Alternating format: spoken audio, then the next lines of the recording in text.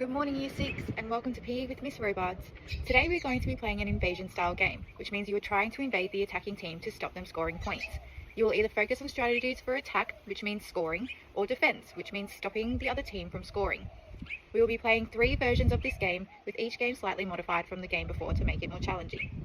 Our goal for this lesson is to practice specialised movement skills and apply them in a variety of movement sequences and situations. The adapted game we are playing today is called Steel Ball.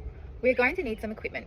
This is what we'll need: 12 witches' hats to outline the field, 4 small cones, one of each team colour for the goal line, 20 Velcro belts with tags in 4 colours, 1 whistle, 1 stopwatch, 2 hoops, 2 footballs, and 4 sets of Velcro numbers ranging from 1 to 5.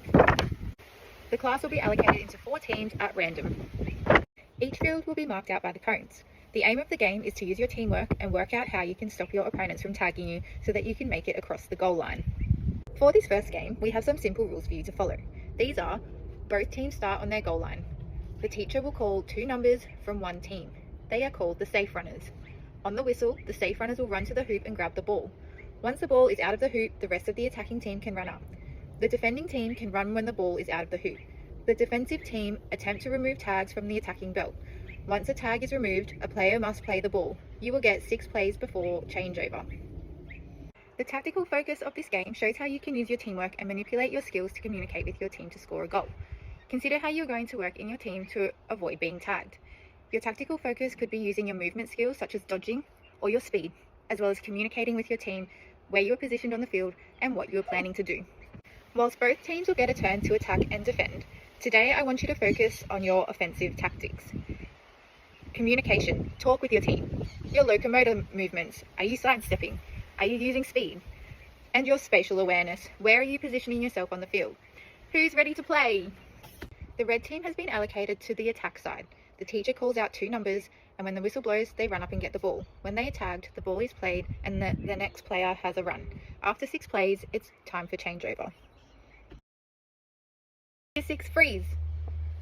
The offensive team is dropping the ball frequently, which means you are being tagged more frequently. How are you deciding your position on the field? What can the team do to assist in less ball drops? If we remove one of the safe runners from the offensive team, how do you think this will affect the game? In the next game, we are going to modify it to make it slightly more challenging. There is now only 1 safe runner. No team can move off their line until the safe runner is in the hoop. The safe runner is not allowed out of the hoop until he has passed the ball. If the safe runner is tagged in the hoop, it's changeover. This modification is allowing you to practice your communication and awareness of your place on the field. Remember, you will need to think carefully about positioning yourself so you have more opportunities to successfully catch the ball.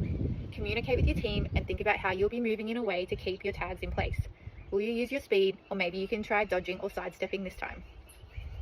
2 from blue team. On the whistle, that number runs up to grab the ball. He is not allowed out of the circle until the rest of the team has arrived to pass the ball. The red team must stay on the line until the ball is touched. Play the ball when tagged. The blue team must be behind the ball at all times to receive it. Year 6 freeze. This was a little harder again for each team to score the goals. Although you have tried to move in closer to catch the ball, this has now created a bunching effect, allowing the defensive team to easily tag you. What do you think made this game slightly more challenging for you? What do you think the attacking team is doing well to ensure they are crossing the line to score a goal? How will the game change if both teams are allowed to have a safe runner at the same time? The final modification of this game today will allow both teams to run for the ball at the same time. The first team who gets inside the hoop gets possession of the ball. The safe runner is not allowed out of the hoop until he has passed the ball. If the safe runner is tagged in the hoop, it is changeover. The opposing team's safe runner cannot tag the player in the hoop. The skills you have been working on in the first 2 games will be essential in this final game, including your communication, your spatial awareness, and movement. Let's see how you go. Number 5. The number 5 from both teams can now run to get the ball. Whichever team gets inside the circle first gets possession of the ball and will attack. Here you can see the blue team now have possession of the ball and the red team will be defending their line. They have used their communication skills, spatial awareness, and movement to be able to score a point. Thank you, Year 6, for playing Safe Tag with me.